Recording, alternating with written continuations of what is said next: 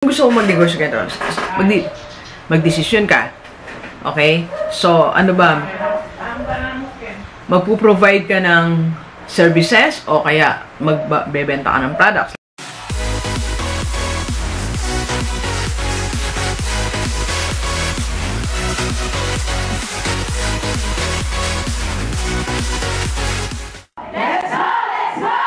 Alright, so bago tayo tuluyang pumasok, hindi tuluyang yumao. Bago tayo pumasok, so bati muna tayo. Positive Day Delivers. This is Dr. Gigi Rizunga from Michael James Project. Magandang Thursday morning sa lahat ng mga delivers natin. And sa first time po tayo mapanood sa YouTube channel, thank you very much. Please subscribe. Click mo na po yan, Dr. Gigi Rizunga. Alright, so dalawang negosyo na pwede mong pagpilian. So, pipili ka kung ano gusto mong simulan. So, ayan topic natin ngayon. Pero bago yan, so, great life muna tayo. Maximize your time, health, and potential. Ito yung mga products natin. So, you can have this. Pwede kang 2 ways to earn in great life. One is to promote this to your friends. So, they can also get a package or you can sell the products. And to learn more on how to do great life, okay, paano kumita ng additional income. So, message mo ko 0939-5254311. Alright, so dalawang klase ng negosyo. Una, ganito, di ba nakikita natin, ang daming negosyo, nagkalat no? Ngayon lang, I'm typing, nag-type ako ng business ideas. So, makita ko sa inyo. Okay, so meron tayong, ayan, ang dami niyan. Pag in-scroll mo na yan, tingnan nyo po. Ayan, so ang dami. Ayun ako, 10 business ideas. So, ang daming business ideas. So, kaya nga sabi ko, hindi na problema yung mga ideas kasi everywhere.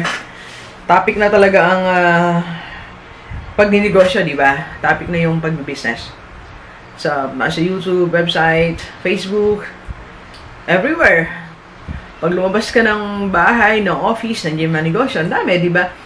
Kaya nga, ano ka na lang manhid ka na lang pag di ka nakaramdam na kailangan mong magnegosyo, di ba?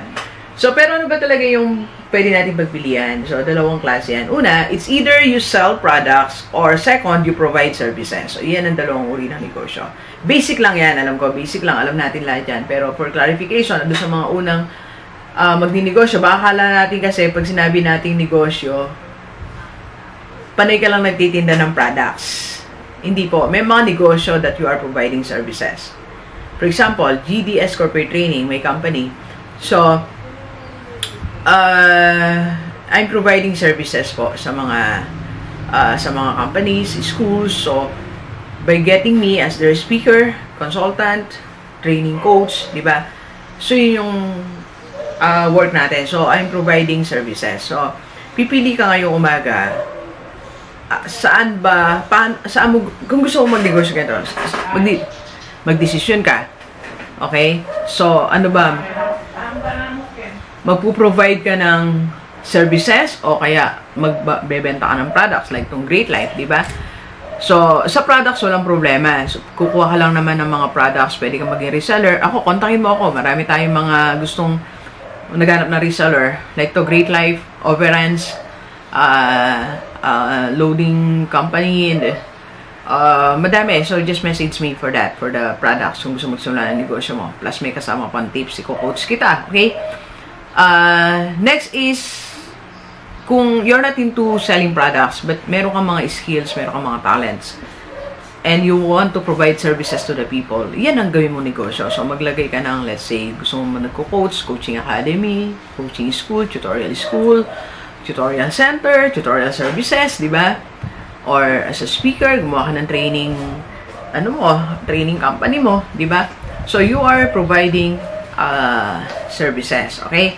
So, when you provide services, it's the same procedure. So, may permit din yan. So, like in my case, I have permits, BIR, DTI, mayor's permit. So, lahat na yan, ginagawa natin. So,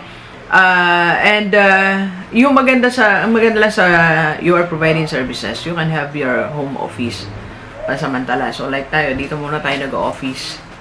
Ito yung office natin, yung vlog room na rin natin. So, yan na siya lahat. And, third, of course, this is very important. I-identify mo ano yung skill mo na gagawin mo ng negosyo. Okay, eventually kasi, magkakaroon ka ng mga team. Like ako, may team na ako, di ba? May taga-edit na tayo, may taga-gawa na tayong poster, technical assistant, personal assistant, so dahil kang assistant. So, something like that, okay? So, pipili ka ngayon, this summer, okay? Pumili ka na ng pwede mong gawing negosyo. Magbebenta ka ng products na pang-summer, okay?